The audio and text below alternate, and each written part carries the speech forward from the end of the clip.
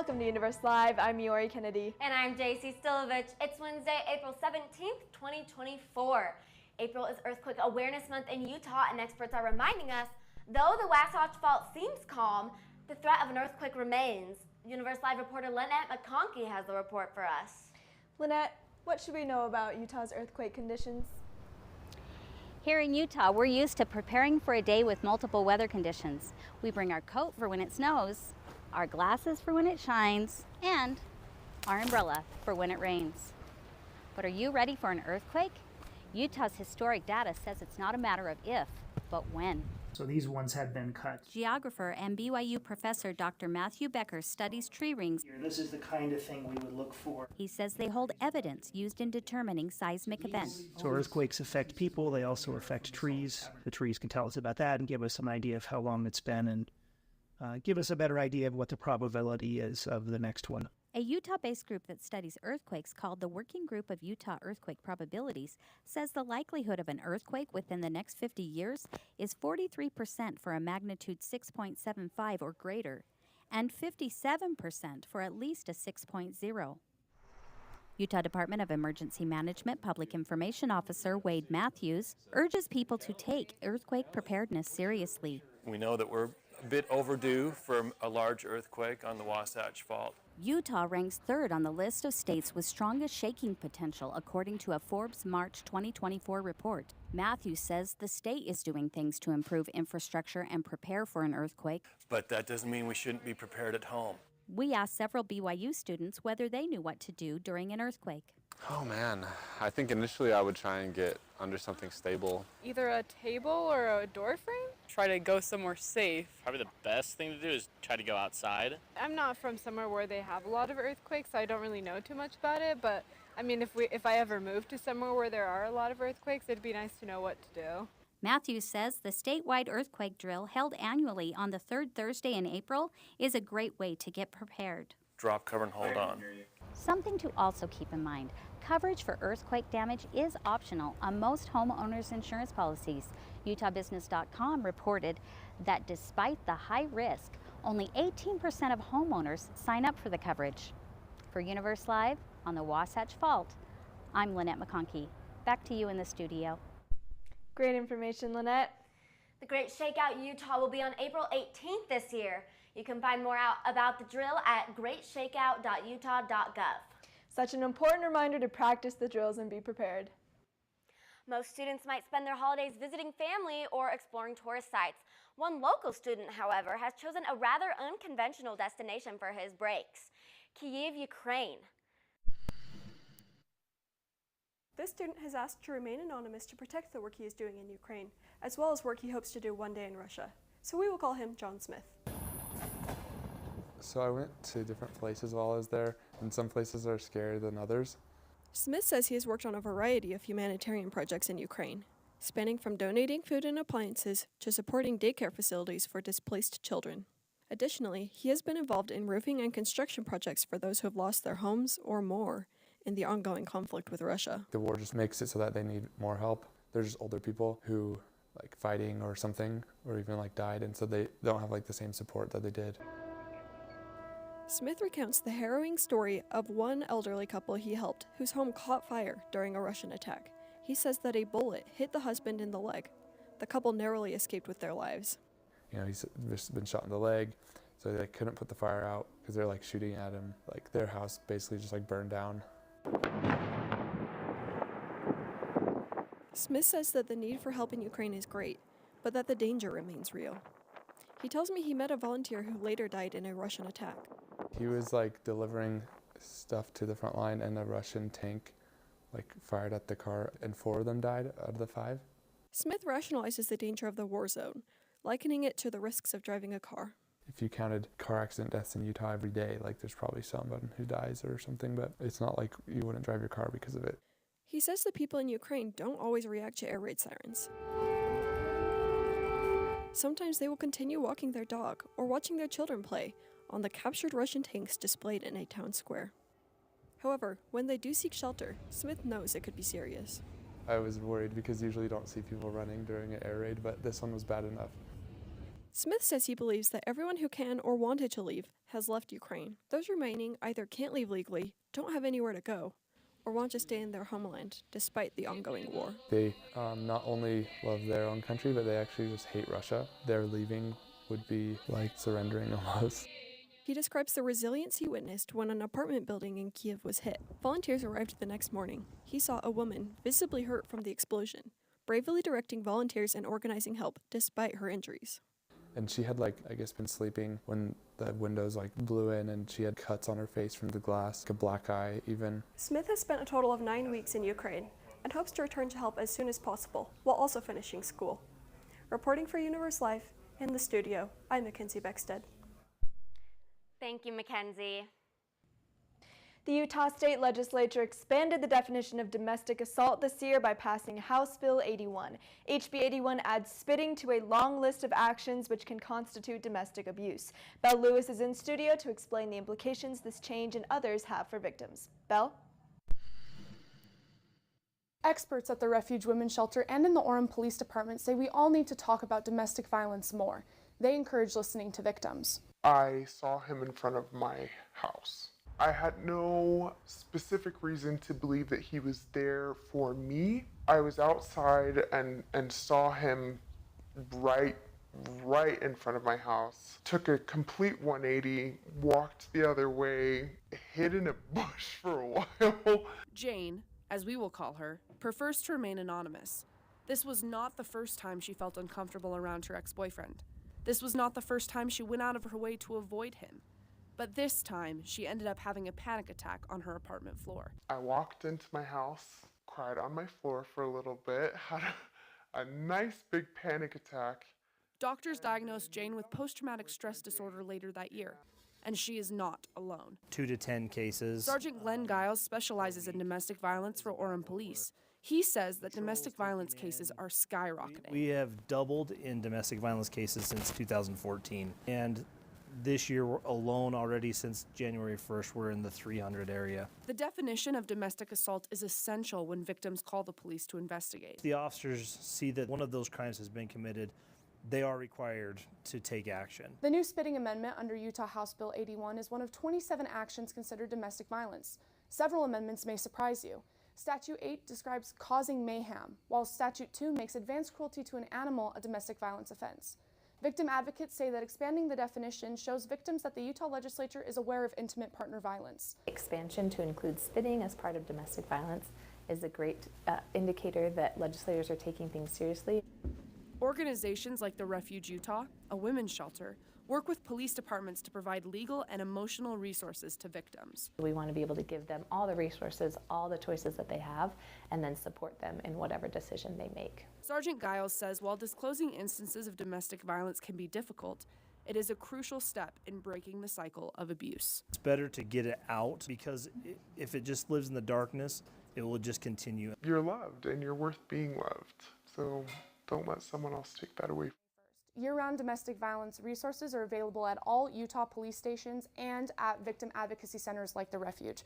For Universe Live in Provo, I'm Belle Lewis. Thanks, Belle. To contact the Refuge, you can call 801-227-5038. The hotline is available 24/7. BYU and the Utah County Sheriff's Office offered the Rape and Aggression Defense Program, also known as RAD, to students and others who live in Utah County. Universe Live reporter McKenna Schmidt spoke with some of the lead instructors and learned how this program can increase safety for women. As a premier self-defense program, both BYU and the Utah County Sheriff's Office offer the class for women of all ages and backgrounds. Participants in the class learn 27 skills that help them enter the world with more confidence and less fear. Ready, go! Mary Mock is a lead instructor for BYU's Rape Aggression Defense Program. She is a survivor herself. I can speak from personal experience that these are phenomenal skills to know. And I'm here because of it, and they can be here because of it. Mock says she's used these skills to protect not only herself, but her children too. She has made it her mission to teach other women the skills that changed her life. If there are any, women out there who have been victimized in any way, it's important for them to realize that they have resources and that they have people rooting for them. Jennifer Robinson also serves as a lead instructor and program coordinator for RAD. but through the Utah County Sheriff's Office. Many different options for women to come in and learn techniques that could help them escape or prevent an attack. Options that are at no cost for locals. This is a program that is designed for every woman of every age, of every size, and of every health condition. Richard Larson is an investigative sergeant with the BYU Police Department and a RAD instructor. Larson says he sees the real-life scenarios for which RAD prepares women to defend themselves against. They get to use their technique on us so that we can see how they're doing. Robinson says something that sets RAD apart is the dynamic simulation that happens at the end of the program. This is an opportunity for participants, for women in our program, to practice the techniques that they've learned on a real person. With protective gear and with proper certifications, the women are allowed to use the techniques and the skills that they've learned in the context of an assault or an abduction. Mock showed me and explained some of the equipment used in the RAD class. Elbow pads, knee pads, impact targets, impact shields, chest guards, helmets with cages, gloves, and a Kubaton, a mini baton that can attach to a keychain. All the instructors say that the change in the women from day one to the end of the course is remarkable to witness. Reporting for Universe Live, I'm McKenna Schmidt. Thanks, McKenna. BYU offers a once-a-week evening class of the RAD program every semester. The Utah County Sheriff's Office has more information on their website of when and where their programs are offered. The weather is warming and high adventurers and adrenaline junkies are coming out to play. Universe Live's reporter Alice Gubler helps us explore the small but fascinating high adventure community in Utah. I was sitting in the grass you see behind me here at Rock Canyon Park when a paraglider with a skateboard attached to his feet came wheeling in through these hills back here. He introduced me to some of the highest adrenaline seekers in Utah, as well as a one-of-a-kind trick he is trying to nail. Launching. Tracer Adams is a speed flyer. Dude, on small wings, it becomes a very real situation very quickly if you can't find a decent place to land. You fly down through the line, and then you have to bail out kind of high to make glide across the bottom of the canyon where it gets flat. Whoa. This is a 9-meter wing. With smaller wings than paragliders, speed flyers engage in high-intensity tricks. The community for flying in downhill, it's pretty niche. The small speed flying community gets together on the weekends.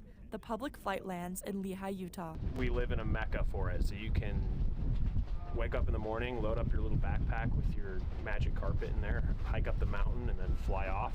You don't have to hike down, so it's, I don't know, it's the best thing ever. It's the whole thing. Other high adventurers support each other. Utah's got a pretty special thing going. Adam's friend Caden Pulley, a speed skater, says Utah is the best place to try crazy things. Everybody's really happy to help you learn, and really they want to see you succeed, and they want to see you do it right and do everything as safely as possible. From skater to paraglider, they have each other's best interests at heart. If you're looking for an extra adrenaline kick, there are people to kick it here with in Utah. Reporting for Universe Live here in Utah County, I'm Alice Gubler. Wow, did you see how fast they were flying? Look out on the roads and in the air for these adrenaline junkies. When I think about what has the power to change the world, it could all be said with just one word: kindness.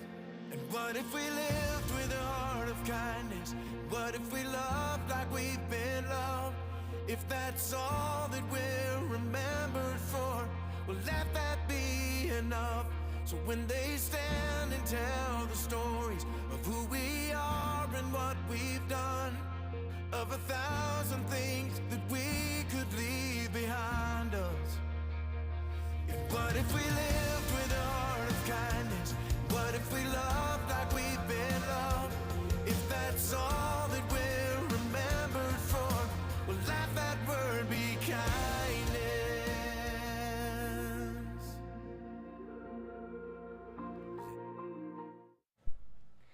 Mental health has become a critical issue on the BYU campus as final exams approach and the pressures of academic life weigh heavily on students. Colleges are recognizing the critical importance of mental health support as students navigate the complexities of academic pressures, social dynamics, and personal growth. Universe Live's Candace Contreras talked with experts and students to shed light on this important topic. Colleges are recognizing the critical importance of mental health support as students navigate the complexities of academic pressure, social dynamics, and personal growth. According to the American College Health Association, as of 2022, mental health impacts at least 77% of students across multiple campuses around the country. BYU student Abraham Gutierrez says he has dealt with mental health challenges his whole life. I was diagnosed when I was very little with ADHD and ADD, and so that played a role in the classroom, obviously. And it was my third grade teacher that actually was like, should get him tested. Gutierrez explained the challenge of keeping up with his schoolwork while being mindful of his family responsibilities. They're immigrants, you know, they worked hard for me to be able to go to BYU and then, like, for me to have all these opportunities. And so if like I don't meet that expectation, or if I don't do that well, then I feel like all their hard work is just like been destroyed. BYU student Jessie Estrada is also open about her experiences dealing with mental health issues. I now know how anxiety feels, but now that I've been here, my first semester was very rough. I was so depressed. Well, I was just so sad, and I was just like, school was very hard. It was a very hard transition from high school to college, and I remember I was like, I wish they would have prepared me better for this. BYU Counseling and Psychological Services, also known as CAPS, offers mental health services for students, including personal, group, and couple therapy. A lot of students are going, oh, I can't get into CAPS for a while, there's a wait list or something, which is true, there can be a wait list. But what students don't realize, and that we can do a better job at, is helping them understand there are a lot of other ways to get help besides individual therapy. CAPS Assistant Director Dr. Phil Rash hopes that students will feel comfortable coming to talk, even though it may be difficult to open up at first. We never talked about mental health in my household. I don't remember ever once talking about it. We want them to be successful in all of the domains of their lives. Dr. Rash advises students to reach out to family, friends, or CAPS if you're struggling with your mental health. For Universe Live in the newsroom, I'm Candace Contreras. Thank you, Candace. We can all do better at reaching out to those we care about. Majority of BYU students are members of the Church of Jesus Christ of Latter-day Saints. Universe Live reporter Rayana Wilson explores the perspective of the student population who are not members of the faith. About 98% of students here on the BYU campus are members of the Church of Jesus Christ of Latter-day Saints. There are about 33 other faiths on campus. It's been a great experience for me. I've been able to find my best friends through BYU. My Catholic friends, we were able to start the Newman Club, the Catholic Club on campus. BYU student Fernanda Romero says that it has been nice finding commonalities with the Church of Jesus Christ and Catholicism. Some of them are more open to interfaith stuff, and that's nice. We love inviting people to join us because we get invited every single day to stuff. Muslim student Sama Saleh says that she is grateful that BYU is a faith-based institution as it allows her to openly discuss and practice her faith. I surround myself with people that are very respectful and loving of each other and me, of our similarities as well as our differences. Saleh says that lately her experience at BYU has become more challenging because of certain stereotypes propagated in the media about Muslims. I've been called a terrorist more times than I would like in the past couple months. Saleh says that she once posted a picture of her dad on social media. He was at the holiest place for Muslims in the picture, the Kaaba Mosque in Mecca. Someone commented, "Repent and find the gospel." Seeing those things happen to other people of my faith, that's what bothers me. Leah Merritt is a Protestant Christian. She says it can be challenging being a religious minority. Honestly, it's really hard. And that's not because it's not good. Merritt says that even though she is not of the same faith as many at the university, she chooses to stay and love the people around her. I'm just here because I choose to be here and I'm going to do something good with it. Thank you so much. BYU Office of Belonging says that their purpose is to help create a community of belonging composed of students, faculty, and staff whose hearts are knit together in love. Reporting for Universe Live in the newsroom, I'm Rayhana Wilson. Thanks, Rayana. 1 in 5 BYU students are married. That amounts to approximately 7,000 married students who attend the university, according to BYU's enrollment website. Universe Live's Brian Barba explores the financial undertaking of getting married as a student. Brian, a penny for your thoughts? Bringing up money in dating can feel kind of intimidating, but these conversations must happen if couples are thinking about taking their relationship to the next level and getting married. Lydia Fitzpatrick says the conversation about finances with her now husband, Dean, was a tipping point. It kind of made it more real. I'm like, not only we're getting married, which is this like, woo, yay, marriage. It's like, no, there's, it's not just the day, right? It's like every day afterwards. BYU School of Family Life Professor Dr. LeBaron Black highlights the importance of having financial conversations Individually for marriage, way before getting engaged. managing money. And there's actually some research showing that the sooner in their relationship couples started talking about finances, the better off their relationship was later. LeBaron Black suggests these conversations should unfold naturally. I think that's just part of getting to know somebody and whether you want the same things in life and how you're going to figure hard things out together. Oh, let's look at it. One common decision for couples is choosing a ring. I was like, okay, Amelia, what are your expectations? Isaac Thompson and his wife found a budget option. The one she really liked was like, I feel like actually one of the cheaper ones. And I was like, yeah, nice. Then comes the biggest financial expense of all, the wedding. But it doesn't have to be. There are ways to get the things you want without having to spend as much money. I just said not black suits. That's Yeah, it. The Fitzpatricks cut expenses too. I rented my wedding dress instead of purchased it, and that probably saved us like $500 or $600 at least. The couples acknowledged that the financial burden would have been more steep without the support provided by their parents. If we had to pay for the wedding, we would have just gotten married at the courthouse, right? Learning to balance the books often comes after the big day has passed. The money was a little tight, of course, as it always is for young married people, but we found we could do it and we had a way to take care of ourselves. The married students tell me they make ends meet through diligent budgeting along with help from FAFSA and Pell Grants, which are now based in their newly combined finances. For Universe Live in Provo, I'm Brian Barba. Thank you, Brian. Spring is upon us, and we know that also means wedding season. Enrollment Services at BYU offers an interactive checklist for students preparing to get married, which includes attending a financial workshop. Recent figures show that BYU has more than 34,000 enrolled students. With such a large student population, it can be hard to find a parking spot around campus. Reporter Nathan Beitler has insights on the right places to park and what happens when you park in the wrong spot. Put yourself in my shoes. You woke up bright and early at 11 a.m., made yourself a nice hearty breakfast, and began the drive to your 12 o'clock class here on campus. You get here 30 minutes early, and while that seems like plenty of time to find, a parking space and walk to class, with the sheer amount of student drivers here on campus, really just might not be enough time. The process of registering your car with BYU Parking is straightforward enough. Head online, go to their website, enter in the car's info, and with a small $60 fee, you're good to go. The hard part seems over, but is it? I have people come by in booths or talk to me while I'm on patrol and they seem confused a lot.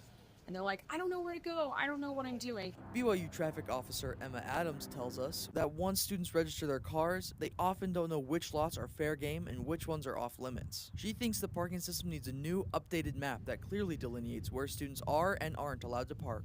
You can see, like on the app, if your vehicle's registered, it tells you what you have, right? So it'll say if you have A privileges, Y privileges, U privileges, it tells you. So if you don't see that privilege listed, then don't park there. We spoke with BYU traffic officer Kaylee Halterman as well. She explained that when students park in lots not designated for their registered vehicle, they can be made to pay a $60 fee, sometimes $45 if paid early. For some students, like BYU senior Grace Black, who have a hard time finding available student parking, I was parked where I wasn't allowed to park. But the options are limited for places that I can park. I rationalize parking there, but then I'm not surprised when I get a ticket. Black admits that she has not had her car registered with BYU since 2019, but she's only ever been ticketed in A lots, never Y. We checked with our BYU parking officers, and they said that they patrol every lot. Black says that the only free lots are often full and too far from campus. Like, we just need to take one of those fields, dig a hole and build a parking garage. Like, just dig a hole. Why don't we just dig a hole? With Universe Live in Provo, I'm Nathan Beitler. Thanks, Nathan. If you've owned a car for a while, chances are you've returned it to only find out a flimsy piece of paper tucked under the windshield wiper. BYU parking tickets are a little different from city parking tickets. Universe Live reporter Zoe Cook looked into what these differences could mean for students. Getting a BYU parking ticket is almost a rite of passage. There's even a local ice cream shop that will give you 50% off if you bring one with you. But the real impact of these tickets might not be obvious until after a student graduates. With almost 35,000 students and only a limited number of parking spots, many students try to find ways around getting parking tickets altogether. If you go out this lot this time, they don't patrol that lot, or just like if you park here, sort of like secret parking spot sort of thing. Taylor Sorensen is attending law school next year. He kicked off his legal career early by tackling something relatable, his 5 parking tickets. I couldn't find any information on it. People were saying like, well, if you never pay it because it's a private institution, there's nothing they can do to enforce the ticket on you. But BYU Security Lieutenant Rich Christensen explained that this notion is in fact just a myth. They could send that to collections, hit their credit. So it's in everyone's best interest to park where you should park, because the reckoning is coming. BYU Police and Security Managing Director Chris Autry says that the university also receives information requests from organizations like the Secret Service or Homeland Security. They ask for any reports pertaining to the police that have to do with this individual, then that information would be turned over. Investigators sometimes ask for the student's parking record.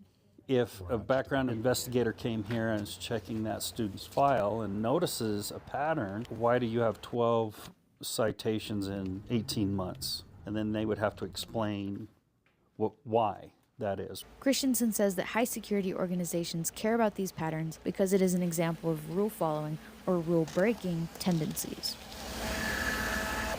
If a student is applying for a federal job and they have 10 parking citations and they were delinquent on 3 or 4 of them, well, that's a pattern, right? Why are they breaking the rules? Taylor says fellow students may not realize the extra scrutiny. I think a lot of people don't actually know what the repercussions could be. I think that's very secluded knowledge. And if investigators uncover that a student has accumulated numerous parking tickets, BYU police tell us that that student may need to explain their circumstances during a future application process. Reporting for Universe Live on the BYU campus, I'm Zoe Cook. Thank you, Zoe. That clarifies some of the parking ticket myths that have been going around.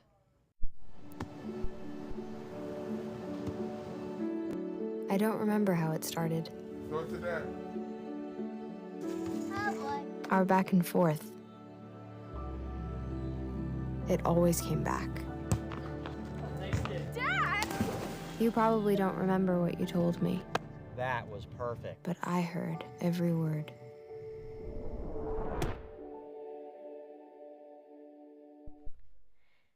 Infertility is an issue that many couples face when trying to start or grow their family. Many turn to treatments such as in vitro fertilization, most commonly known as IVF, to conceive. Universe Live reporter Emma Butler Price spoke with one family about their IVF journey. The World Health Organization says that 1 in 6 people are affected by infertility. FertilityAnswers.com says that 90% of infertility cases can be treated by science. I talked to a couple in South Jordan who was one of these cases. Do you remember these? Callie and Mac Johnson say they tried for 1 year to get pregnant. It did not happen. They decided to seek professional help.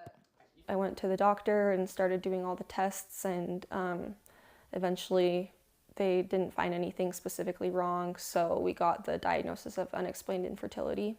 not knowing what the problem was. We just had to kind of try every single option until we found something that worked.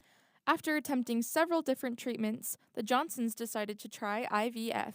We were very stressed about hoping this would work because, again, it was expensive and Callie was sacrificing her body, and we were all in at that point. Not to mention the legal implications that come with the egg fertilization process. This is kind of a life-changing thing, and there's a lot of responsibility associated with, these embryos. Like, how do you reconcile, feeling this responsibility for these embryos, and then at the same time, not being able to make them all children? Callie received daily injections to increase her fertility. Doctors retrieved her eggs, fertilized the healthy ones, and transferred several embryos into her uterus. And then if it implants, then it becomes a baby. So I think it was about 6 days after the transfer that we decided to take a home pregnancy test, and it was positive, and it was just unreal. Just the best feeling ever. Their baby Iris is now 2 years old. I'm sure that everybody has someone in their lives who's struggling with infertility. Callie's mother, Deborah Johnson, encourages people to be sensitive when talking to individuals who struggle with fertility. Take the time to find out from them what would be most helpful to them. Callie says that those struggling with infertility and seeking support can find groups on Facebook and other online platforms. Those considering IVF or other treatments should consult their doctor. Reporting for Universe Live in the newsroom, I'm Emma Butler-Price. Thanks, Emma. FertilityAnswers.com says more than 8 million babies have been born worldwide thanks to IVF since its development in the late 1970s. 9% of the U.S. population, or 28.8 million Americans, will have an eating disorder in their lifetime, according to the National Eating Disorders Association. Universe Live reporter Molly Zuniga tells us more and how you can help. Doctors say most people will start to exhibit symptoms of disordered eating during early adolescence. This can be manifested in various forms, such as anorexia or binge eating. I was enemy number one. Emma Park's struggle with food started to deteriorate at the age of 13. By 15, doctors diagnosed her with an eating disorder. I had very dark eyes around that time. BYU Director of Clinical Training for BYU's Marriage and Family Therapy graduate programs, Dr. Lauren Barnes, explains how the disordered eating could have formed. More than 70% of the people I've worked with, a lot of eating disorders come from the desire to control something. Emma says this was the case for her. I felt out of control to the point where I took it into my own hands. Barnes says that many individuals with disordered eating tend to have another diagnosis paired with it, such as anxiety, depression, OCD, and PTSD. The anxiety made me so stressed. So stressed I didn't even want to eat. I realized this is my form of self-harm, and I exploited it. Emma's younger sister, Eliza, reflects on how she was too young to comprehend what was happening or how to offer help during Emma's struggle. Just seeing your big sister, the woman you've looked up to most in your life, who kind of helped raise you to be who I am today.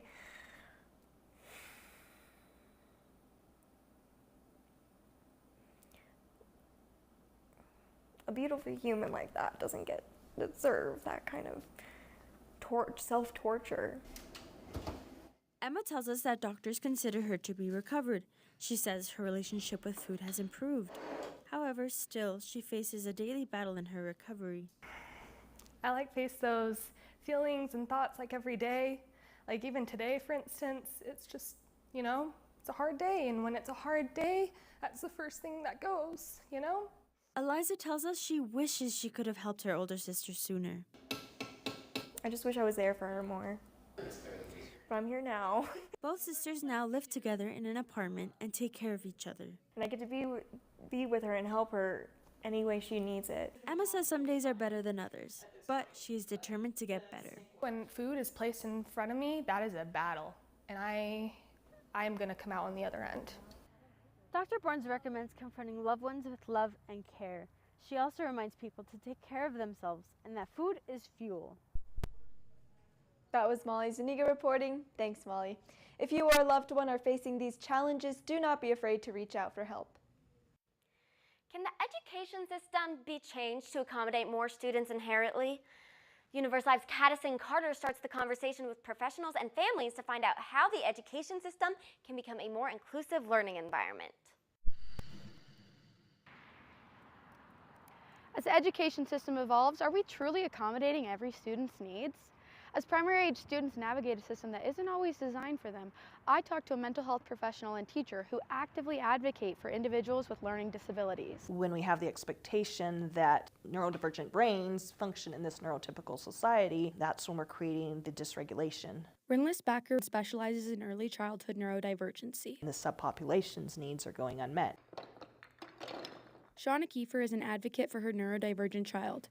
Kiefer highlights the struggles of navigating an education system that she says does not always understand their unique needs. Constant being called out in front of everybody, and that affected his behavior. It just seemed to initiate more issues instead of fixing a problem. Kiefer reached out to a variety of professionals, including teachers, to better understand and help her child. I talked to an elementary school teacher in Utah County who anonymously elaborates on specific barriers hindering education.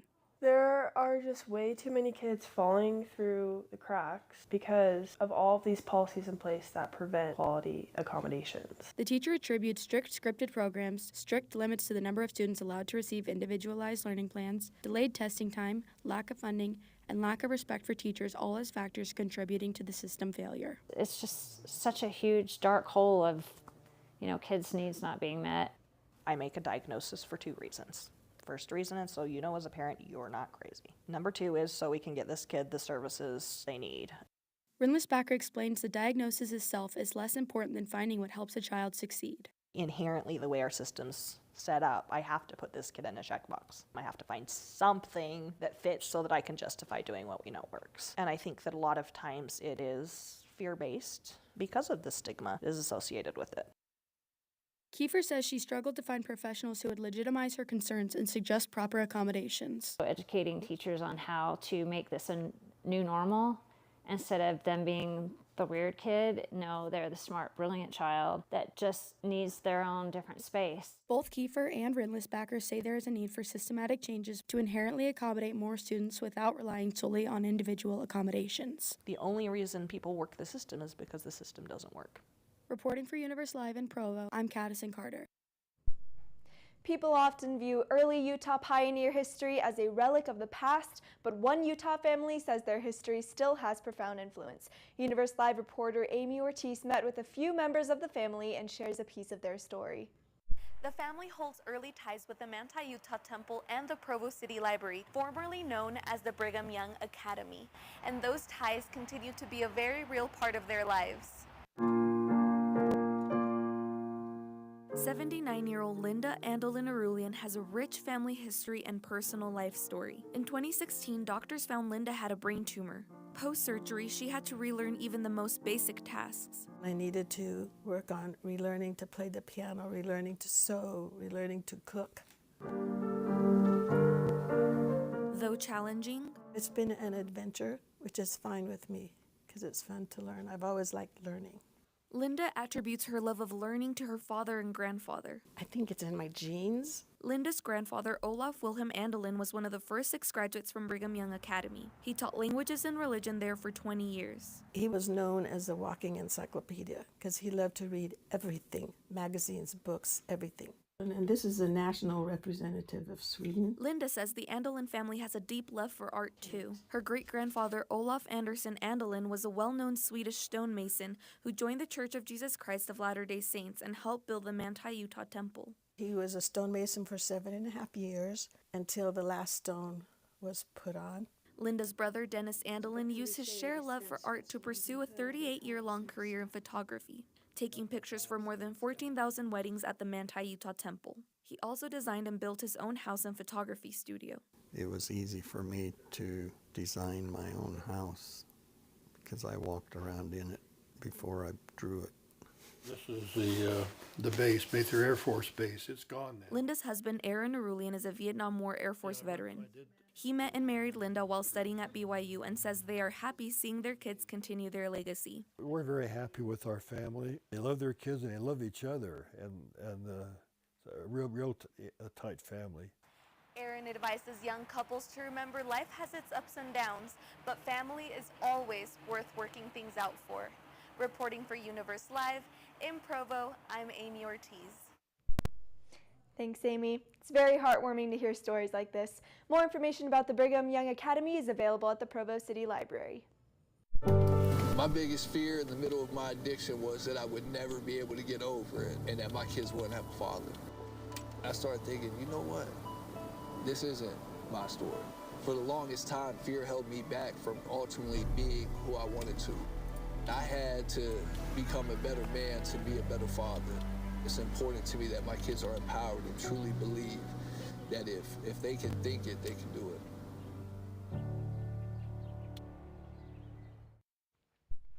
Meals on Wheels is a nonprofit organization dedicated to caring and providing meals for the senior members of communities all over the U.S. The organization in Utah delivers more than 500 meals every day. Universe Live reporter Elise Clark visits Payson to get an inside look and help deliver meals with the city mayor and other volunteers.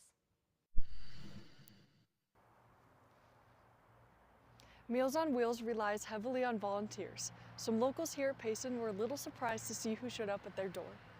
I'm the mayor of Payson. Special delivery today.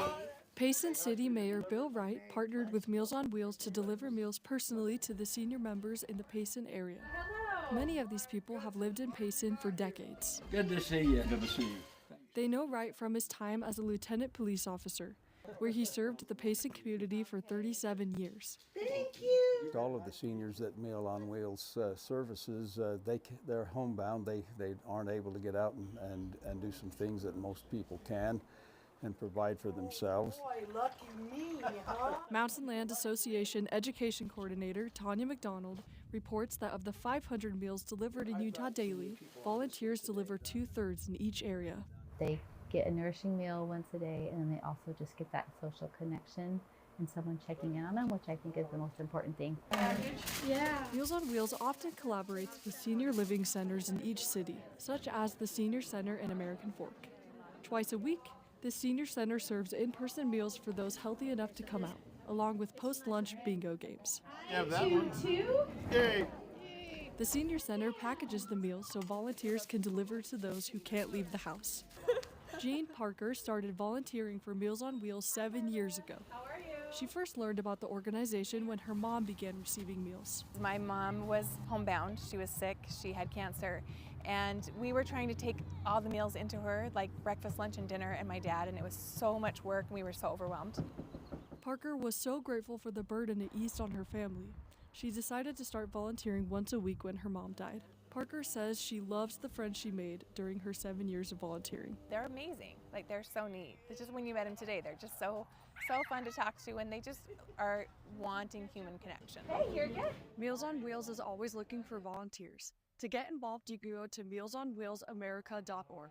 Reporting from Universe Live in Payson, I'm Elise Clark. Thanks, Elise. In downtown Provo, there is a place to find satisfying and authentic Japanese food. Universe Live reporter Kylie Swan spoke with the people that made it happen. Here on Center Street, you can find traditional home-cooked meals that come from Japan. Kazuyo is the K of K's Kitchen, and before working in the restaurant, she made meals for her big family. I was a housewife in Tokyo. I had 11 family members, and making the food was a lot of work.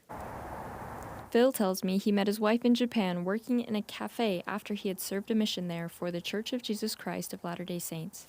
Before moving to the U.S., they lived on an island in Micronesia called Saipan for 6 years. Kazuyo learned how to be inventive with the limited ingredients there. The water wasn't good on the island. Buying rice was hard too. Even if you bought it, sometimes typhoons would keep the boats from coming. It was a 6-year period where I learned ingenuity. Kazuyo explains cooking Japanese cuisine in America can be challenging at times too. There are a lot of ingredients that you can't find here, and it can be difficult.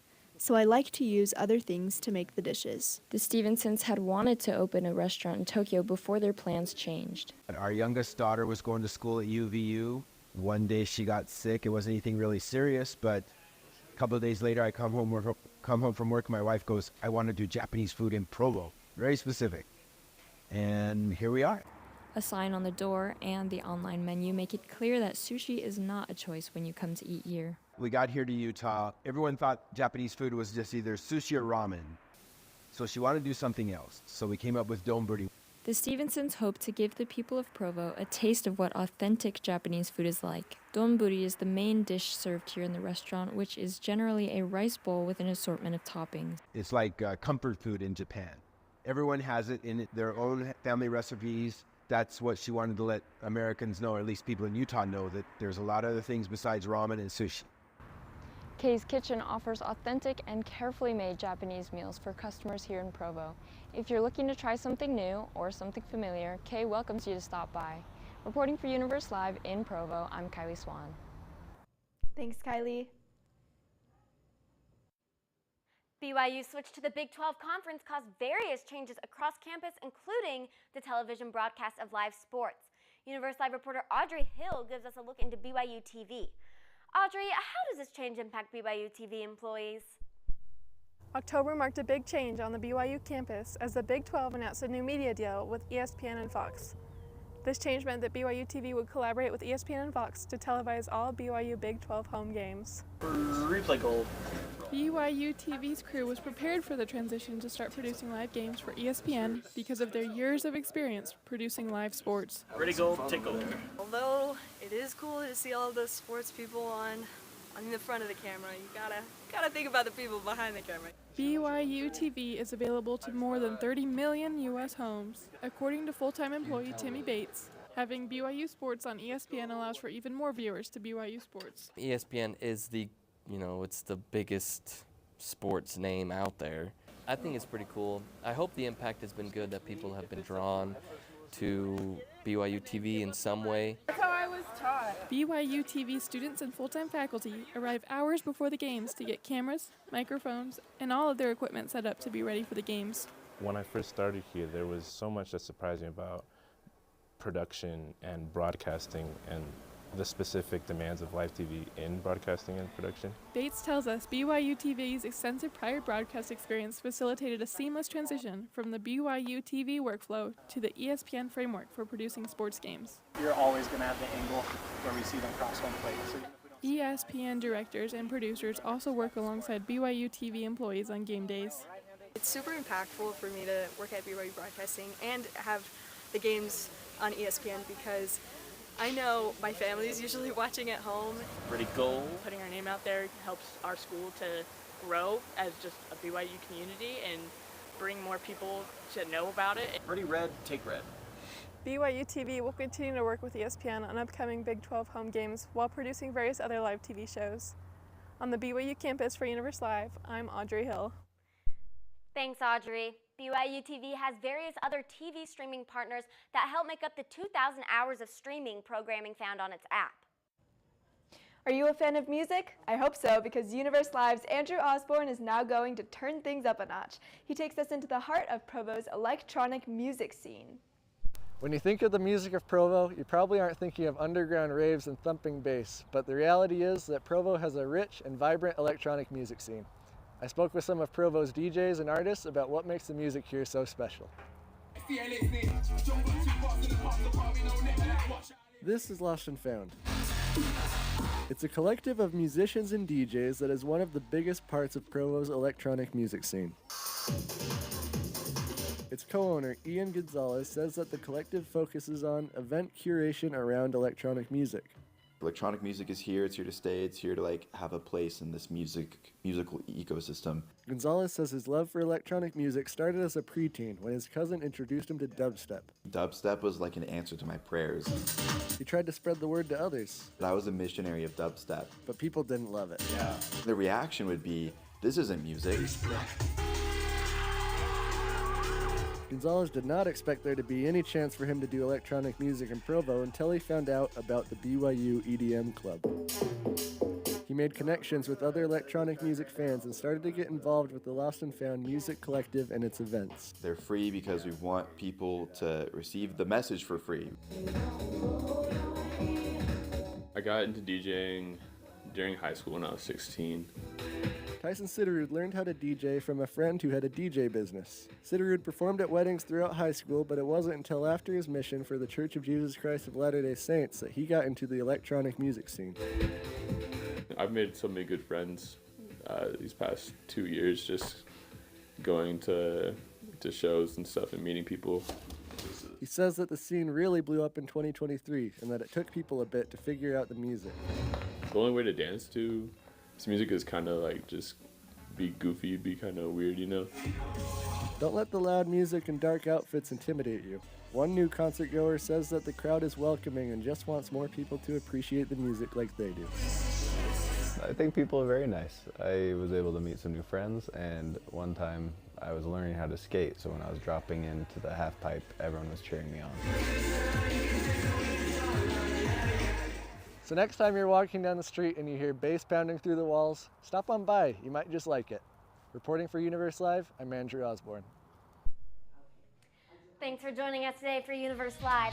For more information on our stories or to share them with your friends, check out our website at universe.byu.edu. Have a great day.